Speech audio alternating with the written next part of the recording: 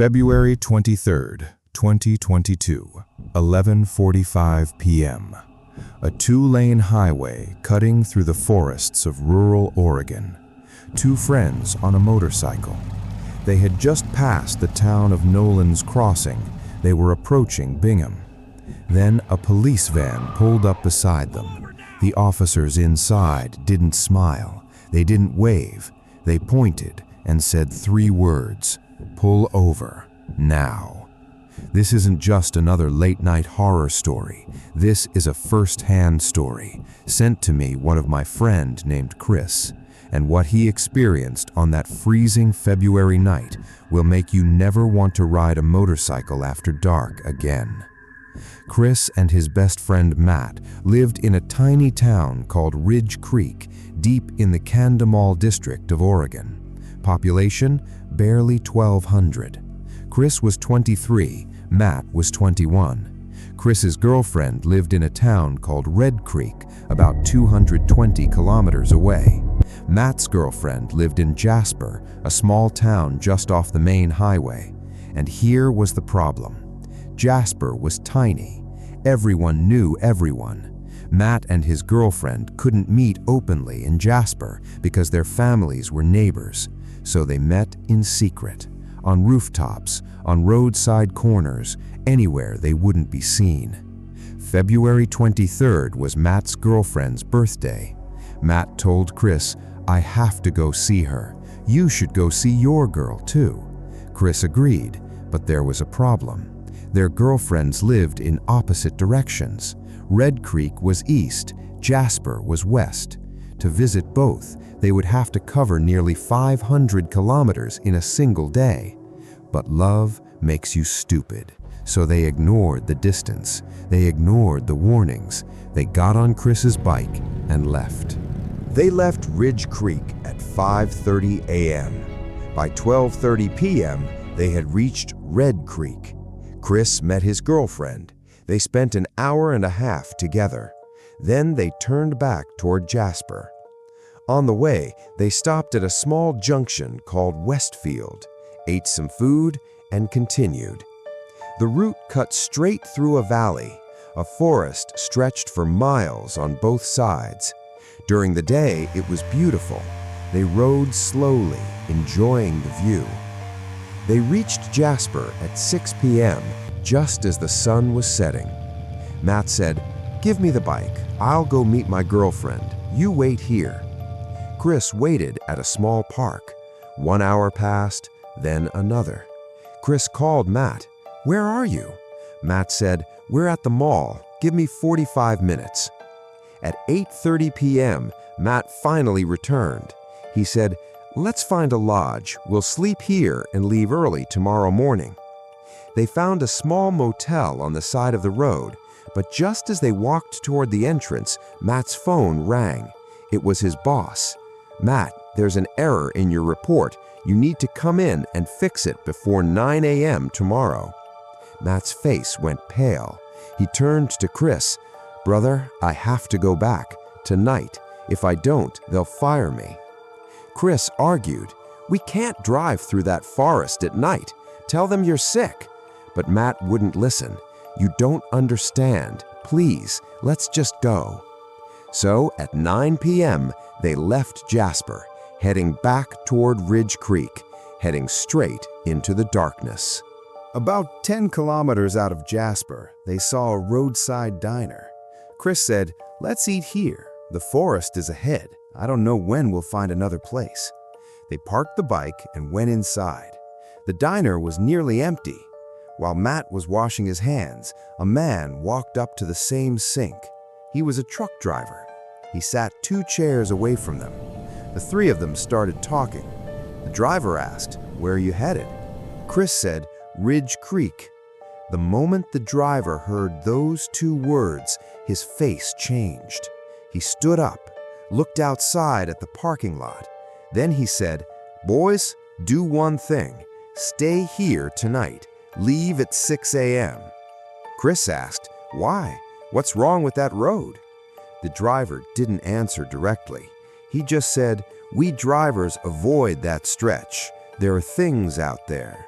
things you don't want to meet. Matt said, "We have to get to work. We'll be fine." The driver stopped talking. He finished his food in silence, got in his truck, and drove away. They should have listened, but they didn't. They left the diner and continued toward Bingham. Then they saw it, an SUV, parked on the side of the road with its lights off. An officer stepped out and waved them down. It was 12:15 a.m. Two officers approached. Their voices were loud, aggressive. "Where are you going at this hour?" Chris said, "Ridge Creek." The officers looked at each other. One of them walked back to the van and spoke to someone inside. Then the senior inspector got out. He walked up to Chris and said, "Is it really that important? That road goes through the forest. You can't go at night." Chris explained about Matt's job. The inspector shook his head. "Fine, but I'm going to document everything." He ordered the officers to take photos. Photos of the bike, photos of the license plate, photos of Chris and Matt, photos of their driver's licenses. The inspector said, "Go carefully," and I mean carefully. They nodded, got back on the bike, and drove into the darkness. An hour and a half later, they reached a small town called Narla. It was 2 a.m. and the road was blocked. 20 to 25 men stood in the middle of the asphalt. Some carried wooden sticks, others held flashlights. They were villagers, local patrol. Chris stopped the bike. One of the men walked up to him. "You can't go any further. The Rampur forest is ahead. There have been robberies, murders. A gang is active in these woods. And the villagers, they don't ask questions at night. If they see you, they'll assume you're a thief and they will kill you." Chris pleaded, "Sir, we have to get home. My friend has work in the morning." The man looked at him for a long time. Then he leaned closer and said, "Fine, but if someone stops you, don't run, don't fight. Just say you're going to Ridge Creek and pray they believe you." They passed the checkpoint and immediately the rain started. Not a drizzle, a downpour, the kind of rain that swallows the road. Chris could barely see. His clothes were soaked. He was shivering. Matt held on to him from behind, trying to stay warm. After 6 kilometers in the rain, Matt tapped Chris's shoulder. "Stop, I need to use the bathroom." Chris pulled over. Matt disappeared into the darkness. A minute later, he came back. They got back on the bike, but the rain was getting worse. Chris said, "There's a shelter up ahead, a small roof where they tie cattle. Let's wait there until the rain stops." They found the shelter, parked the bike, turned on the hazard lights so no one would mistake them for thieves, and they waited. 20 minutes passed. The rain slowed to a drizzle. Chris turned to Matt and said, "Come on, let's go." But when he looked at Matt, something was wrong. Chris's shirt was soaked. His jacket was dripping, but Matt was completely dry. Not a single drop of water on his clothes, not on his hair, not on his skin. Chris said, "How are you not wet? I'm drenched." Matt laughed. "Stop messing around, let's go." And he walked out of the shelter. Chris followed, but in the back of his mind, something whispered, "That's not possible." They drove another 3 kilometers, and then Chris saw them. 15 to 20 figures standing in the middle of the road. Some held sticks, others had their faces covered with cloth. The villagers, just like the police had warned. Chris stopped the bike. One of the men walked up to him. "Where are you going?" "Ridge Creek." The man smiled. It wasn't a friendly smile. "You're going alone? You have courage." Chris said, "I'm not alone. My friend is sitting behind me." The man's smile disappeared. "What friend? There's no one on that bike." Chris turned his head. The seat behind him was empty. Matt was gone. His heart stopped. His hands started shaking. He didn't say anything. He just stared at the empty seat. The man asked, "Where's your friend?" Before Chris could answer, headlights appeared on the road. A Tata Sumo. It pulled up next to them, and Matt got out. Matt walked toward Chris. "Brother, you left me. Back at the police checkpoint, I got down to talk to the officers and you just drove away. I called your name. You didn't stop. The officers found a sumo and sent me after you." Chris didn't argue. He just said, "Get on the bike." But as they drove away from the villagers, Chris asked, "You told me you needed to use the bathroom back at the shelter." Matt said, "What are you talking about? I never used the bathroom. I've been with the police this whole time." Chris didn't say another word. He didn't want Matt to panic, but now he knew something was very, very wrong. They passed through the village crowd and entered the forest. It was so dense that the only light came from the motorcycle's headlamp. No streetlights, no houses, just trees and darkness. Chris slowed down. The road was empty. No cars, no people, just the sound of the engine and the wind. Then, about 12 kilometers in, the bike died. The headlamp flickered, the engine coughed, and stopped. Chris said, "Push, we need to get to the downhill slope." Matt got off and started pushing from behind. Chris held the handlebars. But something was wrong. The bike felt heavy, too heavy, like someone was sitting on the front tire, like something didn't want them to move. Chris shouted, "Why are you pushing so hard?" Matt's voice came from behind. "I'm not pushing hard. I'm pushing normally." But Chris could feel it. The bike wasn't moving the way it should. It was being held back. They reached the downhill slope. Chris said, "Jump on."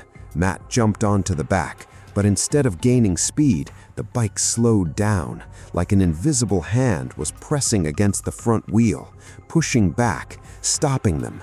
Before Chris could figure it out, Matt leaned close to his ear. His voice was a whisper. "Brother, I think someone is coming up behind us." Chris looked in the side mirror, and his blood turned to ice. A figure was walking toward them, wearing all white, long white hair covering its face, dragging something behind it, a sack, a large burlap sack. The figure moved slowly, deliberately. It wasn't walking like a person, it was gliding. And as it got closer, Chris could see that whatever was in the sack was heavy. It left a trail in the wet dirt. Chris couldn't move. He couldn't start the bike. He couldn't push it. He just sat there. Matt held onto him so tightly that Chris could barely breathe. Neither of them spoke. Neither of them made a sound.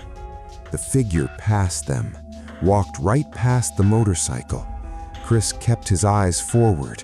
He didn't turn his head, but he could see it from the corner of his eye. The figure stopped, turned, and looked at them. For 10 seconds, 20 seconds, it just stood there, staring. Then it turned and continued walking. It walked 30 meters ahead and sat down on the side of the road. Chris's headlamp was still on. The light fell on the figure, and that's when he saw it, clearly. It was a woman. Her hair was completely white, bone white. It hung over her face like a curtain, and her skin was gray, like ash, like something that had been dead for a very long time. She opened the sack and pulled out a child's skeleton, a small one, a girl, maybe 7 months old. The bones were yellow. Some were cracked. The woman laid the skeleton across her lap like a mother holding a sleeping baby, and then she started applying something to the bones. Turmeric, yellow powder. Chris couldn't look away. Neither could Matt. They watched as the woman took a flower garland from around her neck. She broke it, placed the flowers on the child's ribcage, and then she began to cry. It wasn't a normal cry. It was a wail, a sound that came from somewhere deeper than the lungs. It echoed through the forest. It bounced off the trees. It filled the air for 20 straight minutes. Chris and Matt didn't move. They didn't breathe. They just sat on that motorcycle, frozen. And then, without warning, the woman stopped. She stood up. The skeleton was gone. The sack was gone. She just stood there, facing them. Chris whispered, "Push the bike with your feet. Don't start the engine. Don't make a sound." They pushed, slowly, silently, inch by inch, past the woman, and when they were 10 meters ahead, Chris looked back. The woman was hanging from a tree, her body swaying gently in the wind, her white dress floating like a ghost. Chris turned forward. He didn't look back again. He pushed the bike faster. The engine suddenly roared to life, and they drove. They drove like their lives depended on it, because they did. 3 kilometers down the road, they saw an old man. He was standing outside his house, smoking a cigarette. Chris stopped the bike. He was hyperventilating, sweating, shaking. The old man looked at him and said, "Son, what happened to you? You look like you've seen a ghost." Chris told him everything, the woman, the skeleton, the hanging. The old man's face went pale. He took a long drag from his cigarette and said, "If you had gotten off that motorcycle, your bodies would never have been found." Then the old man told them the story. A few years ago, a woman was traveling through that forest with her husband and their 7-month-old daughter. They were on a motorcycle. A car hit them. The husband died instantly. The daughter's skull was cracked. The woman tried to drag them both to the village. She dragged her husband's body and held her daughter in one arm. She walked 40 meters, and then she realized her daughter was dead too. She sat down on the side of the road. She held both bodies, and she cried, and she cried, and when the villagers found her the next morning, she had hanged herself from a tree. Her spirit never left. Some say she still wanders that road, looking for her family, looking for anyone who will stop, anyone who will help. The old man said, but she doesn't want help anymore. She wants company, and anyone who gets off their bike, anyone who walks toward her, they never walk back. Chris and Matt sat there. They drank some water. They waited for sunrise, and at 6 a.m. they drove home. They never told their families what they saw. They never went back to that road. But sometimes, late at night, Chris still hears it. A woman crying, somewhere in the forest, waiting. That was the story. If you've had a similar experience, you can send it to the email below.